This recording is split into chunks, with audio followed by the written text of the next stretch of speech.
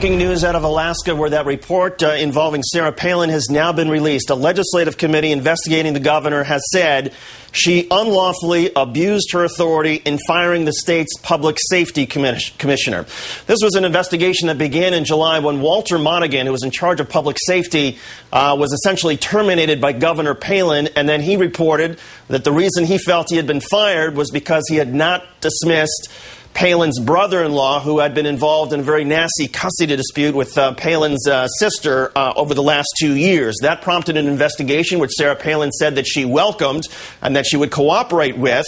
And then when she was named John McCain's running mate, she decided she would not cooperate. The McCain campaign tried to squash subpoenas to many members of her staff. But again, this report out tonight says that, in fact, there were more than 19 different phone calls from Governor Palin, her husband Todd, her gubernatorial staff, as part of the effort to pressure Public Safety Commissioner Walter Monegan to fire Palin's brother-in-law. There is one glimmer of possible good news in this for Sarah Palin, and that is the investigative report concludes that the family grudge wasn't the sole reason for firing Monegan, but says it was a contributing factor. And the fact that the report now says that it was a contributing factor to Palin's decision to fire Walter Monegan, that undercuts what Sarah Palin has been saying for the last several months.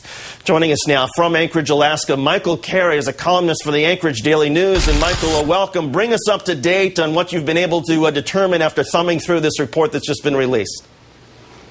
Well, the report has just been released. Thank you for having me. And I spent all day waiting for it to come out, like all the rest of the reporters, and haven't seen it. So essentially, the broad outline is news to me. The important thing I think readers or viewers should understand right away is the committees that release this are bipartisan committees. This is not like Washington, where one party or the other is in control. The legislators who released this are bipartisan. The Senate President is a Republican. The chairman of the Judiciary Committee is a Democrat. So in other words, you have a bipartisan commission that is signing off on a report that says essentially Sarah Palin broke state law.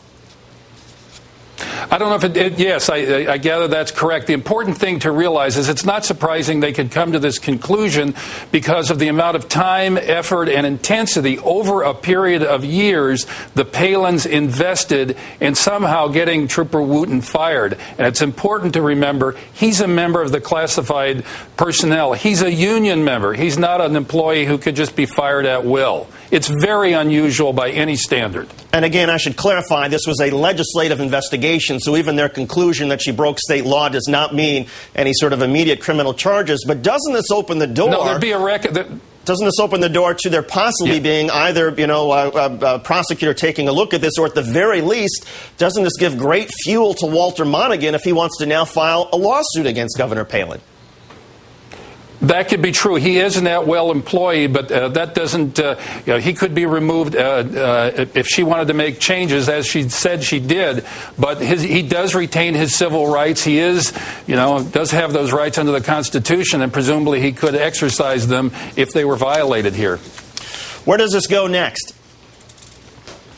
I think the clear thing is it's going to be intensely political, and it's going to be in the presidential race and all over the United States, the kind of headline that you suggested. If I could make one thing clear to the viewers, I think that's really important, and that is this is another example of the trouble the Palins have had of separating their personal life from their political life. The per diem, the living at home and accepting money from the state, the use of their private email accounts for state business. These are all examples of how the Palins, Sarah and Todd, have had a very difficult time separating the personal from the professional. And Michael, just to be clear, the Palins had a choice. This summer, Sarah Palin could have come out and said, yeah, you know what? I didn't like that trooper. I didn't like what he did to my sister. So, of course, that was a factor in why I tried to get rid of him. But she didn't say that. She said, no, I got rid of him because I wanted to move the department in another direction, or because he did some things that weren't under my authority, even though we found out later they were.